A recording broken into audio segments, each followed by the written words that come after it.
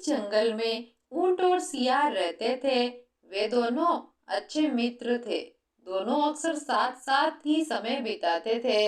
एक दिन दोनों मित्र जंगल में घूम रहे थे। घूमते घूमते दोनों थक चुके थे। ऊंट को अपना मनपसंद भोजन नहीं मिल रहा था, इसलिए वो खुद को भूखा महसूस कर रहा था। दोनों मित्र अच्छे भोजन की तलाश में निकल गए।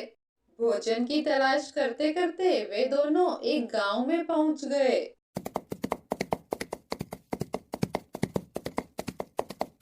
गांव से थोड़ा आगे आने पर उन्होंने देखा कि गांव के खेतों में फसल लहरा रही है। खेतों में चने की फसल अच्छी लगी हुई थी। चने के खेत देखकर सियार के मुंह में पानी आ गया और वह चने की फसल ऊंट से पहले खाने का मन बना लिया। सियार अपनी चालाकी दिखाते हुए ऊंट को मना लिया कि पहले वो चना खाएगा और बाद में उसका मित्र ऊंट।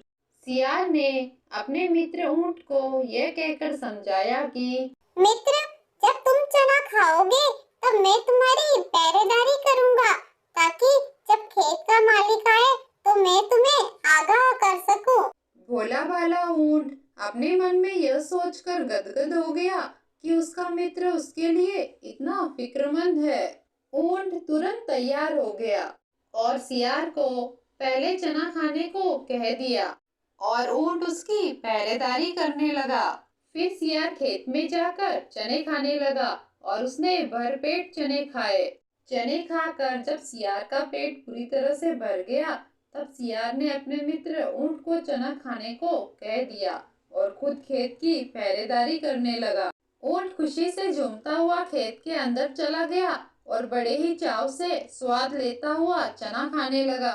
उधर सियार का पेट पूरी तरह से भरा होने के कारण जमाई आने लगी। सियार अपनी जमाई को रोकने का प्रयास कर रहा था, क्योंकि उसका मित्र ऊंट खेत में चना खा रहा था। परंतु सियार अपनी आदत के अनुसार अपनी हुआ हुआ करने की आवाज को रोक न सका और अपनी पूरी शक्ति हुआ हुआ करने में लगा दी।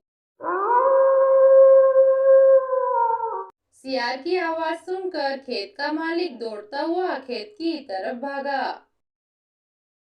ऊंट अपने ऊपर आने वाली परेशानी को जान चुका था, इसलिए वो बिना पेट भरे ही खेत से भाग गया। बाद में ऊंट सियार के पास जाकर गुस्से से बोला, तुम्हें हुआ हुआ करने की क्या आवश्यकता थी? आज तुम्हारी इस आदत की वजह से मैं मार खाते खाते रह गया हूँ। ऊंट की इस बात पर सियार बोला, अरे ऊंट भाई, आप गुस्सा क्यों करते हो? हुआ हुआ करना तो मेरी आदत ही नहीं, मेरा आचरण भी है। सियार की बात सुनकर ऊंट को समझ आ गया कि दो असमान आचरण वालों की मित्रता हमेशा साथ नहीं देती। बच्चों, इस कहानी से हमें यह शिक्षा मिलती है कि मित्रता हमेशा एक जैसी आचार और विचार रखने वालों में ही सफल होती है।